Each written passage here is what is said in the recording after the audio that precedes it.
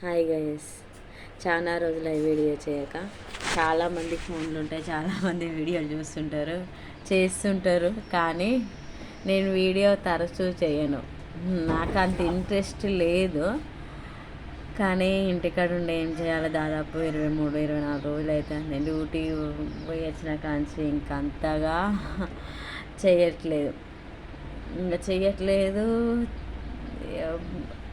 ఒకటి సబ్స్క్రైబ్ ఎవరు చేసుకోవట్లేదు నా వీడియోలు, ఎందుకు చేయడం కూడా అని అనుకుంటున్నా.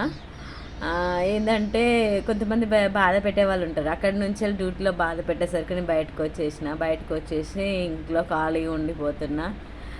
డైలీ కుకింగ్ చేస్తా కదా, నేను బాగా కుకింగ్ చేస్తా, సూపర్గా చేస్తా. మళ్ళీ కొంచెం కూడా మిగలేదు.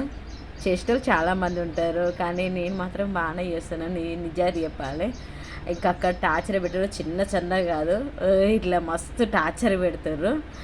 అందుకోసం నేను బయటకు వచ్చిన. ఇప్పుడు చాలా ఖాళీగా ఉన్న, డ్యూటీ లేక మస్తు ఏడుపు వచ్చేస్తుంది.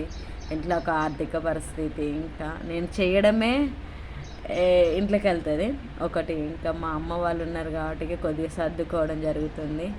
నా బాధ చెప్పడం కాదు, కానీ అట్లా చేయకూడదు. ఒకరు డ్యూటీలోకి ఎక్కినప్పుడు వాళ్ళు టార్చర్ పెట్టకూడదు.